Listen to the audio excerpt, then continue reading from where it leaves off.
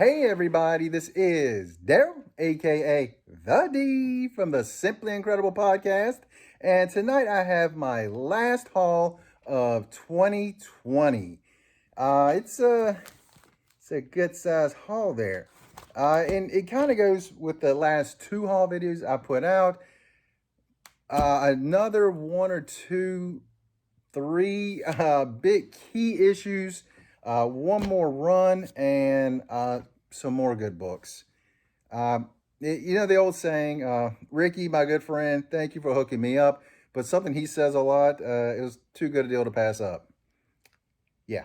So anyway, I'm gonna start out with the set, and then with a bunch of individual issues, some really good stuff.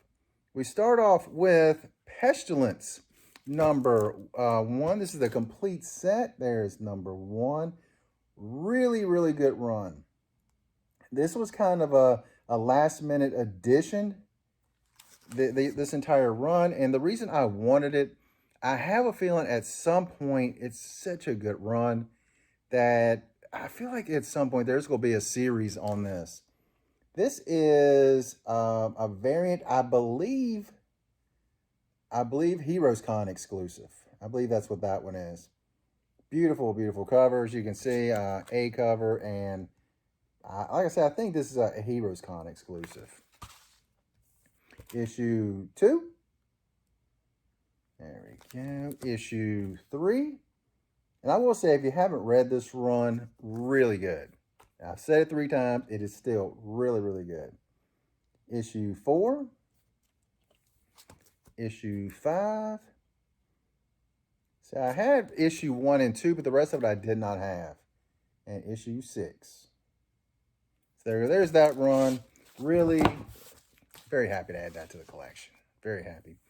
This is one of those that just kind of took me back to my youth. And then last year, I think it was, Netflix added a series, The Dark Crystal. That is number 1 from, I want to say 1983, I believe. There we go. The Dark Crystal. Jim Henson. Does it actually say Jim? Yeah, Jim Henson epic fantasy adventure film. The adaptation of it. So I thought that was awesome to add to the collection. I always like stuff like that. Kind of different. Next, free comic book day from, I think, last year. Vampirilla. Dynamite. I believe this was 2019. I think. That was actually literally, that was actually a free one there too. This is another series I feel like at some point will be made into a movie or a mini series or something for one of the networks. It is Redneck. Picked up another number 1. I don't know. Donnie Cates. Donnie Cates work. So at some point I feel like there's going to be something there.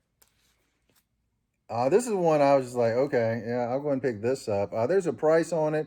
Did not pay this price, not even close to this price. So yeah, Star Wars number 1. This is the Hasbro PX Previews exclusive from the New York Toy Fair. Usually these actually have a number down below, but this one just says limited edition. Really nice Vader cover. So yeah, we'll definitely have that one. This next one, I feel like I should have waited till later in the video, but it's okay. Star Wars Darth Maul number 1. This is an Aspen Comics exclusive. One of the Michael Turner sketch covers. That is beautiful. What a great cover. This is one of those. It's not really that valuable, but at the same time, it's probably going to get graded, because I could put that with my the Crow that I got, the sketch cover. Who else? A Batman and a Catwoman sketch covers that I have. It'll fit in nicely with those. This is one surprisingly I didn't have, and I should have had this one already, but oh well, I got it now. It is Wonder Woman number 1 from, let's see, how much is it? 75 cents, 1987. I usually kind of guess by the price on it and kind of say it's about a certain year. So 1987, 75 cents. There we go. Now we're going old school, issue 184. Really nice cover. I really liked it. So there it is. The Flash, number 184. 12-cent cover. So that's probably in the late 60s? Early 70s? I think late 60s on this, I believe. One of the things I was thinking about today is what decade did the prices go up the most from the beginning of the decade to the end of the decade? Kind of makes me wonder.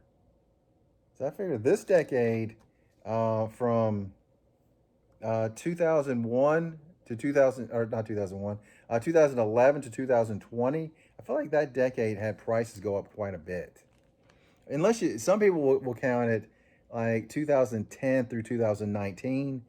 I'm kind of a 2011 through 2020. Let me know what you guys are on that. I know this one's a great cover and surprisingly cheap. At least I think it's surprisingly cheap. Six Guns and the Supernatural Knight Rider, number 1. Kind of makes me think of Moon Knight a little bit there. Thought that looked great. What a beautiful cover. Very high grade on it too. 25-cent issue, so this is in the 70s. Beautiful, beautiful book. Really, really, really like it. This is one of those very simplistic cover, but the look of it is absolutely amazing. Surprisingly, I did not have this one. Spectacular Spider-Man number 101. I just think that cover looks so great. Can't believe I did not have this issue. So that's just, again, I mean, the best way to say it, it's a very simplistic art on it, and I think it just comes off amazingly. I just think it's done so well. Simple black and white cover. Again, Spectacular Spider-Man 148. I did not have this one either. You know, kind of a Marvel Zombies type of look to it there. So yeah, glad I added that one to the collection. For those who were not paying attention to the last couple issues, another one that I did not have. Finally got it in the collection. I got it cheap compared to what it's going for now, but to me it's expensive to what I feel like it should be going for. X-Men number 4, first appearance of Omega Red. I think it's great. Omega Red, great characters, great stuff. But for me, I just always think about this book being in dollar bins. It's because it's been there forever, and just all of a sudden, oh wait, that's an expensive book now. What? But finally, I added that to the collection, so there we go. That's pretty cool. This is a cover buy. This one right here is a cover buy. Daredevil, old school Daredevil number 29. The Man Without Fear. I mean, when I was going through and I saw this book, I was like, what the? Like, he's taking off his mask and he's got the sunglasses on. He was wearing his sunglasses underneath the mask. That's ridiculous. And yet it cracks me up. I'm thinking this might be a Ramita cover. I'm not sure on that. It does have a little, most of a date stamp right there. April 17th, April 18th maybe. But you can't quite see the year right there. Not quite. But old school, Daredevil. I mean, I'm just like, what are you doing? That doesn't even make sense. Also, Daredevil number 81. Death is a Black Widow. This is the first, what they call like the first part of the Daredevil Black Widow run. A few issues after this, I think it was in the early 90s on the issues, where it became Daredevil and Black Widow, or Daredevil and the Black Widow, something along those lines. And this is the first one. And look at that great costume from back in the day. That is awesome. That is awesome. I have one of these, but I think this one is in better shape. Looks really nice. I've loved this cover for a long time. This great Doc Ock cover. There we go. What was that 12? No, 50, 55. That's like 12-cent cover. ASM 55. Love this cover. I'm pretty sure this is a Ramita cover. I think. Might be wrong on that. I'm wrong on a lot of these. I think this is Ramita. If you just put your name on the cover, I'll know. Let me see right quick. This won't take but a second. Oh, the next one is awesome as well. Forgot I got the next one.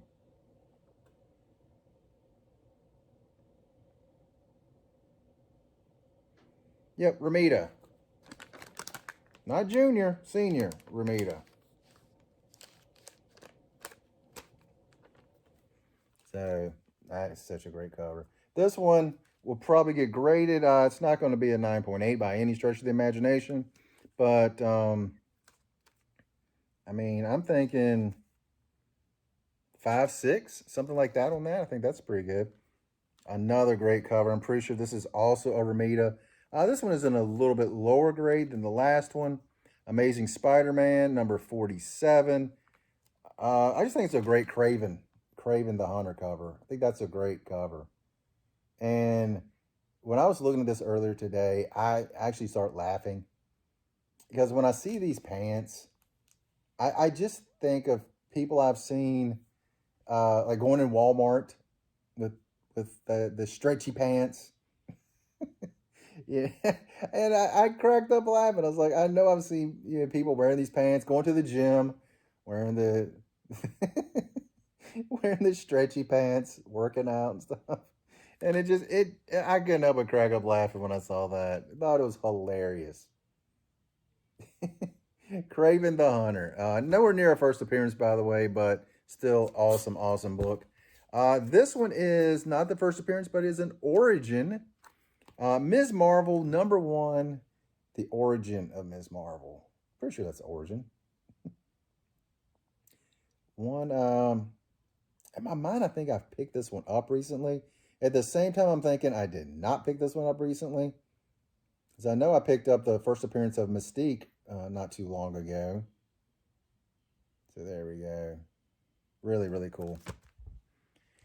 Now the first appearances and some backstories. This is one that it did have a little water damage on it. Well, and yeah, the cover, the front cover and back cover has a little bit of warping on it. But when you look inside, none of it's on any of the pages. And I'm almost thinking maybe it will press. Maybe, I don't know. Probably not get it completely out, but it's a beautiful cover. The Incredible Hulk number 271. First appearance of Rocket Raccoon in comics. So very glad to finally add this one to the collection. Again, it's a beautiful cover. It does have the warping on the front is just a little bit kind of right down here, right in this area. The back does have it almost from the top to the bottom, but again, it's not hitting any of the pages. The interiors look amazing. So I'm like, get it graded, maybe come back a 5, maybe 6, maybe not. Graders out there, let me know what grade you guys think it would come back as. If it gets pressed out, it gets mostly pressed out. But again, there's no actual stainage on it, or at the most, very little stainage. So I don't know. Let me know, guys. The next two were tough. I thought about these next, especially the last one. I thought about it and thought about it.